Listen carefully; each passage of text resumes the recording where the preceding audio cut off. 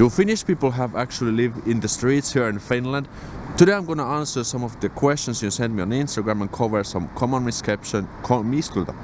misconceptions about Finland. Let's go check it out.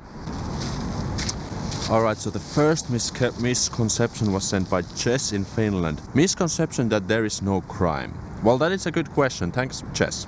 Well, first of all, we do have crimes like in any country. It's not like a complete crime-free country. I'll put some statistics here in the screen where we can see numbers of the crimes that has happened in Finland 2019. But the thing is that you don't see the crimes in your everyday life at all in Finland. So in that sense, Finland is actually quite safe and you don't really have to bother getting mugged or robbed in the streets or wherever you go.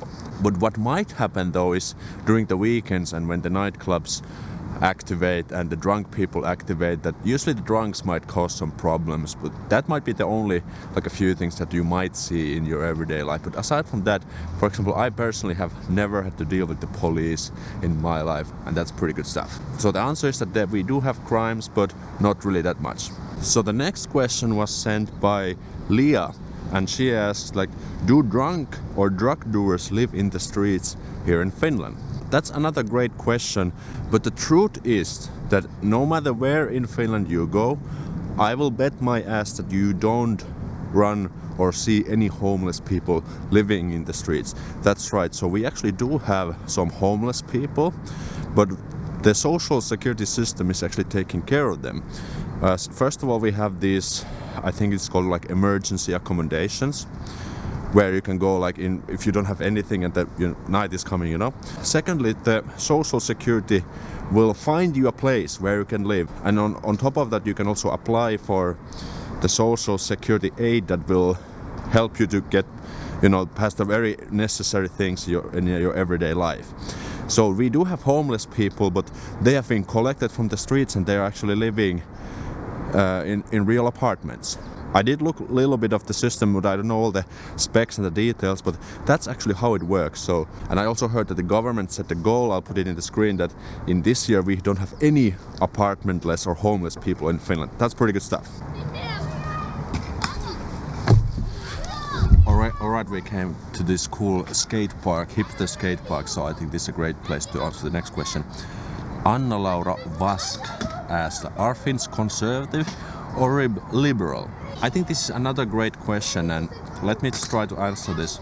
I think Finnish people have a little bit from the both worlds. For example, dating is a good example where Finns are a little bit more liberal, so stuff like sex, casual relationship, online dating is completely normal, and it's not embarrassing to tell about that you met someone from Tinder or you found a girlfriend or boyfriend on Tinder. So that in that sense, like the dating life is quite liberal in Finland, in my opinion at least. Also, second thing what I also want to add to the liberal aspect, that people don't really care what you do, and instead they just mind their own business. So if you want to pursue a career, start a business, study, you're completely free to do that. So that's another liberal thing. But then about the conservative stuff, I think Finnish people are a little bit slow adapting new mindsets. For example, in my professional career, I've been selling mobile applications to businesses. And what I've noticed when I've had like hundreds of meetings with different businesses, and they've been saying like, all competitors are not using mobile apps, so why should we? And we've done this for like 20 years. You don't tell us like how to do this thing. So if someone starts to suggest something new, I think Finns are kind of slow to warm up for that idea. Of course, this is not always true, but this is clearly one trend what I personally noticed firsthand. And the same thing goes, for example, with internationals. So some people might say that Finns are not really friendly to foreigners, so they want the foreigners. The thing is that Finns are not just simply used to having foreigners around here. So it's kind of the same thing. Alright, let's stay here at the hipster area. And the next question was sent by Okay, sorry, I completely messed it up. I'll put it in the screen. Are manners like opening the doors and paying the bill for women offensive? Very interesting question. I think where the idea of this question comes from is the fact that we Finnish people are kind of equal. For example, if you go on a date, you don't necessarily have to pay on the first date, and that's also quite normal. However, there are some split opinions on this. My rule of thumb here is that if you just know how to be a proper gentleman, for women, you won't be having any trouble with the ladies over here. I think actually the Finnish guys have little bit to work on their skills with the gentlemanship. So, for example, opening the doors, helping to put on the jackets. These kind of things are considered a big plus. I'm saying this from a Finnish guy's perspective, but I've been on many dates with Finnish ladies in my life, and I can tell you guys, if you just know how to act like a proper gentleman, go for it, and you will definitely score some points from the ladies. Paying the bill, however, like I said, it's not completely necessary to pay the bill, because usually the lady might offer, okay, we split the bill and that's fine. That's also a very normal thing to do. However, if it's just like a coffee or ice cream, not kind of like a super big deal, then you can of course offer to do that, and that's not considered offensive. But Finnish ladies might not be expecting that. So that's something to keep in mind. What I wouldn't do, especially on the first few dates, if you go on a restaurant dinner and you get some pretty big ass awesome, fantastic Finnish food from a restaurant, and the bill goes like almost to 100 euros or 50 euros, I wouldn't pay for that, because I'm just getting to know them. That's just my style. I wouldn't pay for that, and I would avoid going to a restaurant dinner on first dates altogether. But that's just my 2 cents. What do you guys think? The next question was sent by Sarah Sunflowers. I like the name, by the way. Is Finland super clean and no corruption? Well, as you can see, guys, it looks pretty clean over here, and that is absolutely right. So if you come to the cities, Helsinki, Tampere, you walk in the city center, enjoy the views, that you can see that Finland is pretty damn clean country, and we don't have that many trash around. But for example, after Vappu, the big spring celebration, there might be some mess around after the day after. But in general, Finland is pretty clean country all together, and it's really one of the nice aspects in the everyday life.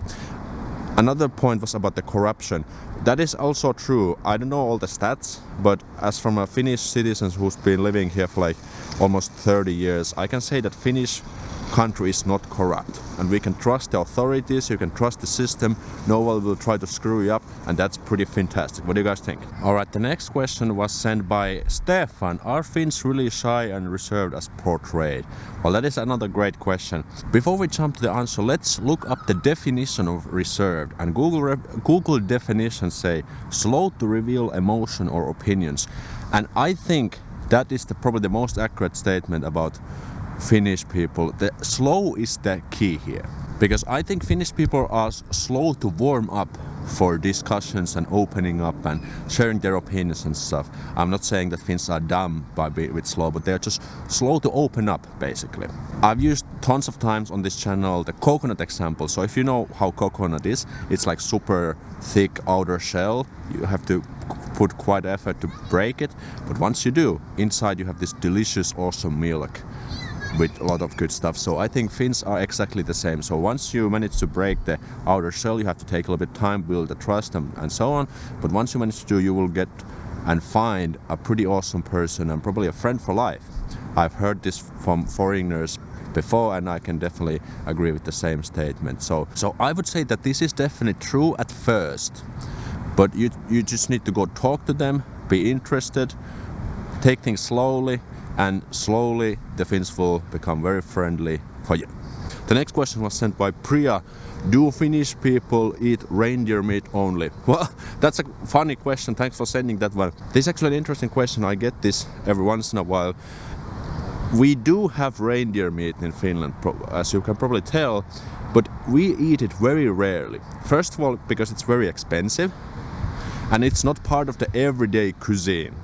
So it's kind of like a super special food. For example, personally, I don't even remember when was the last time I had reindeer. When you come here, you might give it a go, but it's not really a thing in the everyday life. So that's the answer for you. Boom! Let's take the next question. Breathe Ross sent, are Finnish insensitive to non-white Finns?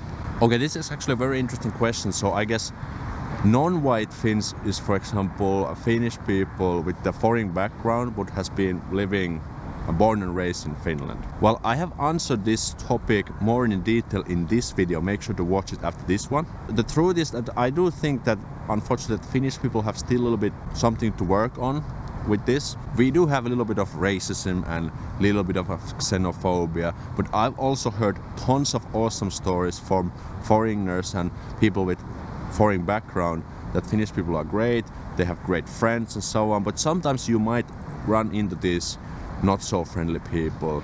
But I wouldn't worry about that.